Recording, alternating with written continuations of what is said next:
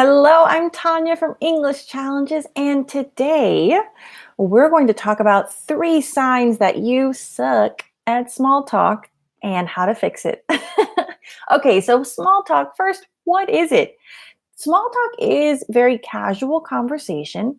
It could be with someone new, like if you meet someone while you're traveling, when you're out. It could be with people that you know, things that you're just chatting about in between meetings, for example, or with friends while you're waiting for something to start. So a lot of people are intimidated by this because, well, even for native speakers, small talk can be a little awkward.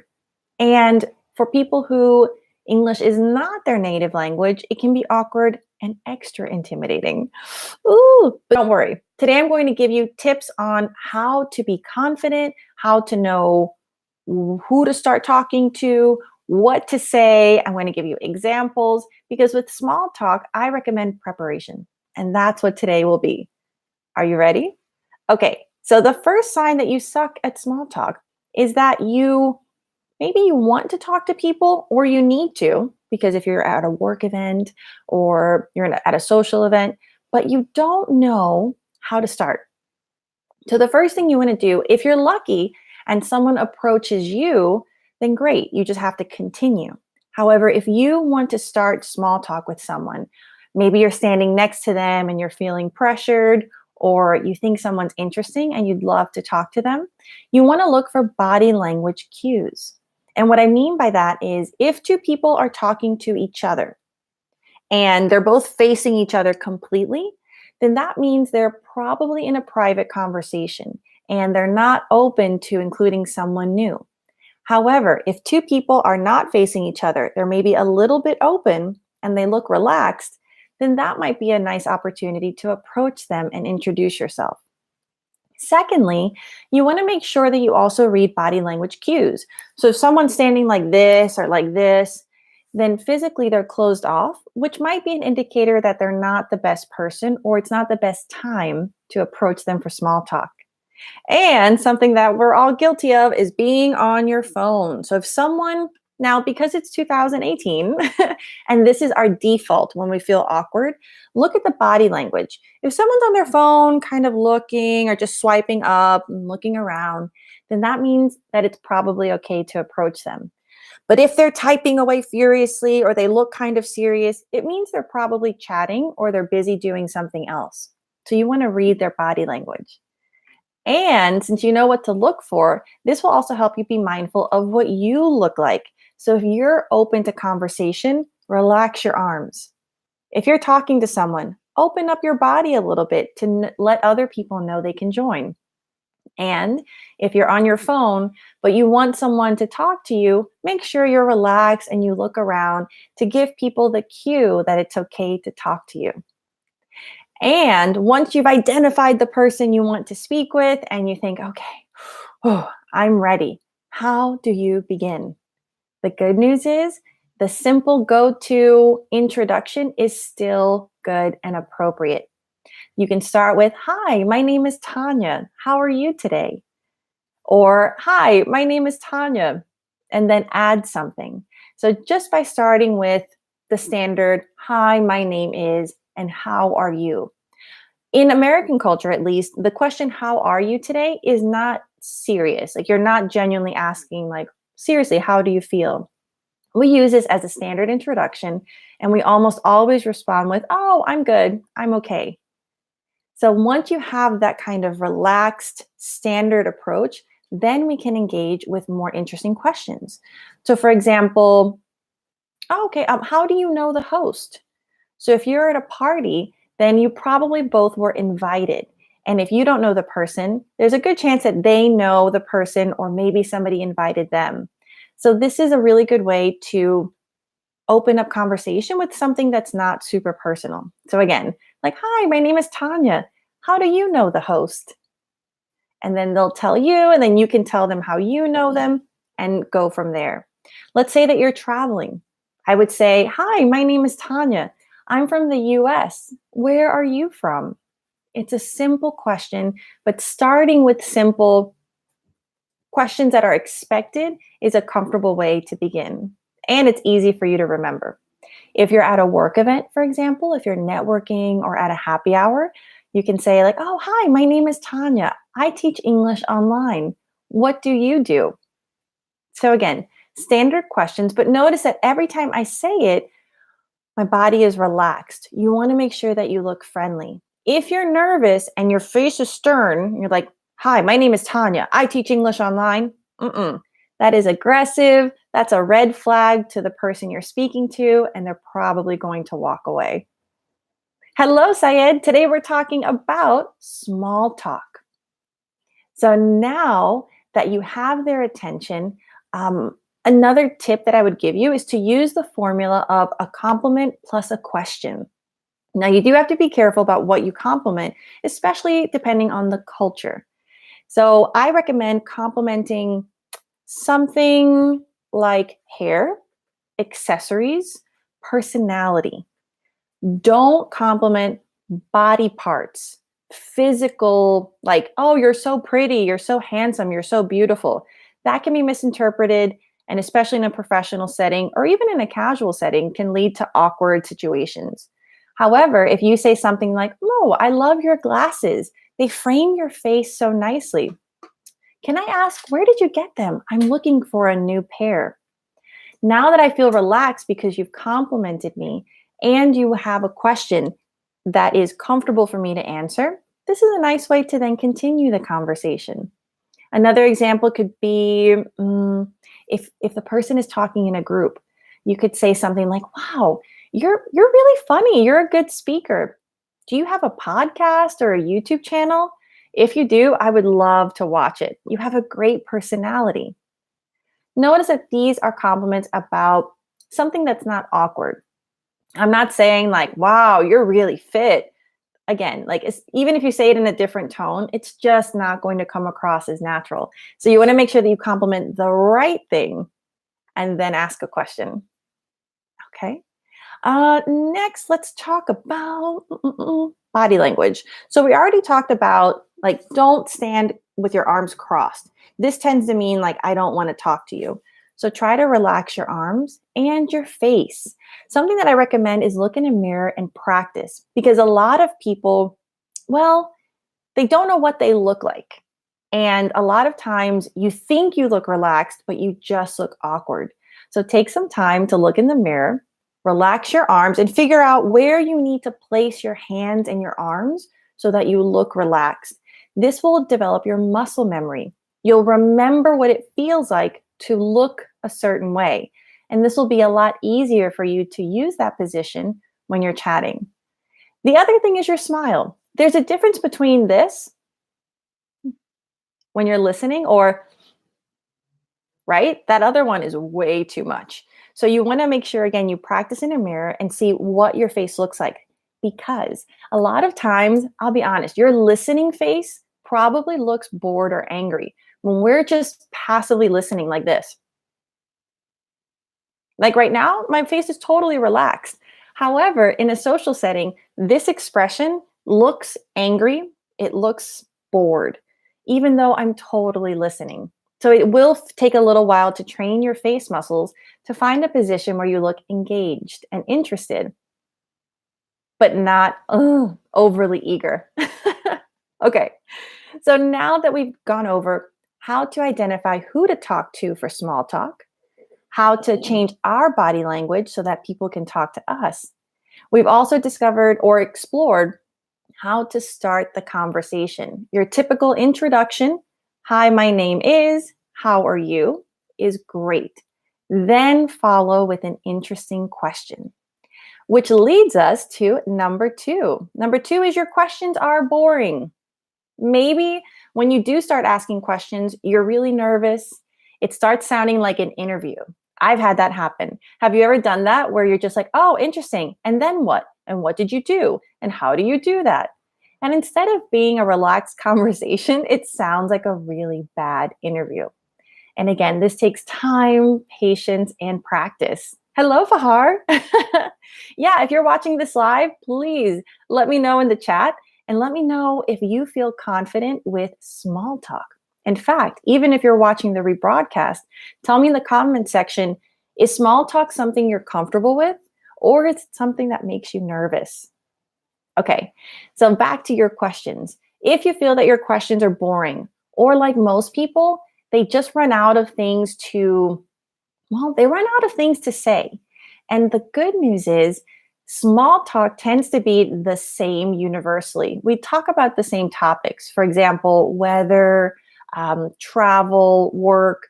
So, because small talk tends to be in these comfortable topics, you can prepare. Prepare your questions. That way, you can look up if the grammar is good. You can look up Google small talk questions that are interesting. There are so many articles with people who already have questions prepared for you, and pick some of your favorites and memorize them. So let's go over a few tips. The quickest tip that you can do is just reframe your question. Most of us ask yes or no questions. For example, do you like to travel? Travel is a great topic. It's absolutely appropriate to ask about in any setting. However, if you ask me, do you like to travel? My answer is going to be yes or no. And then what? Right? Like that's a pretty fast way to end the conversation. So just by changing, you can have that topic, but by changing the style of your question, it can be so much more effective. For example, oh, I heard that you went to France recently. I'd love to go to Europe someday. Do you have any tips if I go to France? So now I show that I've listened to their conversation. And instead of saying something that's yes or no, I've asked them for tips. And typically, people are really excited to talk about their experiences. So then I would tell you, oh, yeah, you know what? Paris is amazing. You should definitely go in the spring, blah, blah, blah, blah. So this gets someone to open up comfortably. And all you did was you kept the topic of travel, but you changed the style of the question. So try to use less yes or no questions. Let's try another one. For example, weather. If you say, wow, the weather is really nice today. Do you have any plans this weekend? There, I could just say, yeah, I have plans. If I'm not naturally talkative, that question doesn't really get me to open up to you. So conversely, you could say, "Wow, it's so sunny this weekend. I hope it stays nice for the sorry, like if you say, "Oh, it's so sunny. I hope it stays nice for the weekend." What do you have planned this weekend? Or do you have any cool things planned? Like what? So instead of saying yes, no, do you have plans this weekend? I'm asking you, what do you have planned for the weekend? So then I don't answer yes or no. I would say, oh, I don't really have any plans. I'm just relaxing. Or actually, this weekend, I'm going out of town. So you're still talking about the topic of weekend plans and weather, but by changing your question, you're able to open up a conversation. And remember, practice this. Just take your typical questions and then try to change them so that the answer is not yes, no. Let's see what else we have. Talking about work. Okay, this one is really important because a lot of you study English for work purposes, whether it's networking. So if you're out and you ask someone what they do, and let's say they say that they're a lawyer. Okay, so a lot of people typically ask, oh, okay, you're a lawyer. Do you like your job? I mean, that's really a boring question. You know, how many of us would like that to be asked? And it's a yes, no question. Yes, I like my job, or no, not really, I don't like it. That doesn't really help people feel excited to talk to you. It's a standard question, it's just not a very good one. So instead, something you can ask would be, oh, so you're a lawyer? That's interesting. What about outside of work? What kind of things do you like to do? So now I've valued your answer. I said, I listened, you're a lawyer, and that's interesting. But then I shifted my question to ask you about your hobbies. And most people are much more excited to talk about their hobbies.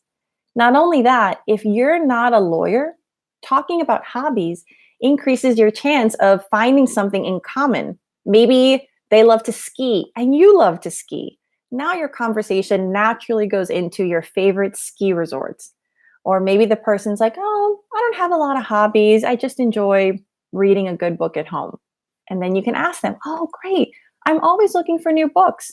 Have you read anything good recently that you recommend? So notice how by asking about hobbies from the work question, you're opening up an opportunity to get to know someone, connect with them on a more genuine level, which, if you're networking, means a much better chance that you'll connect with them professionally as well. All right, let me check out the comments. Okay. Yeah, you know what, Fahar? That is so common. And by the way, I apologize if I'm mispronouncing anyone's names. Um, a lot of people have trouble with small talk. And again, oh, by the way, in the video notes, I have a link with some prepared questions for you and tips. So if you're taking notes, great. And if you're not, I actually have the notes for this video already prepared for you. So my biggest tip for you is prepare your questions for general small talk. Memorize them, look in the mirror, practice your body language. And that way, you'll always have something that you're ready to talk about. Where am I from? I'm from the United States, from a city called New Orleans. I love it. Let's see here. Confident. Okay. Missing some basic information. So I would recommend check the link that I mentioned in the video notes, and this will help you have a better idea of what to ask and what not to ask. So a big part is knowing what you're doing maybe not well enough and how to do it better. Oh, great comments, everyone. And let me know in the comments where you're from. I'd love to get to know you as well. So again, I'm from the US. Okay, so a couple of guidelines because we're all from different cultures. And if you're speaking English as a second or third language, the chances are you're probably from a different culture than the person you're speaking with. So a rule of thumb is if they bring up a topic, then it's probably okay to ask about. If you're not sure if a topic is appropriate, don't ask about it. But if they bring it up, then you can feel more confident in pursuing further questions or information. Now, small talk questions that are generally accepted as appropriate would be travel, work, hobbies, weather, family to a certain extent. And I'll get into that in a moment. Things that we definitely want to stay away from, the typical religion, politics, anything that's a contentious topic, something that could be controversial or upsetting. And for some people in some cultures, that could include sports. So sports is kind of on the fence. It could be a nice topic, or depending on what country you're in or what sport you're talking about, that might not be the best one. Now, going back to the family question, I find asking about family is okay if they've mentioned it. And the reason I say that, specifically future family plans, like, do you want to have more children? So if they say, oh, I have 2 kids, don't ask, oh, that's great. Do you want more? And the reason I recommend that is because you don't know what the other person has gone through. You don't know if they have fertility issues, if it's a person or a couple who has tried to have a baby and it's been a traumatic experience.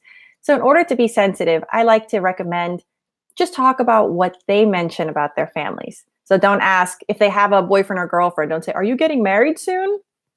There are better questions to ask. Okay? So I recommend don't ask, are you getting married soon? If you don't have a boyfriend or girlfriend, why not? You're great. Awkward. Are you going to have more babies? Are you going to try to have babies? Again, sensitive topic for some families. Let's be better. Let's think of better questions.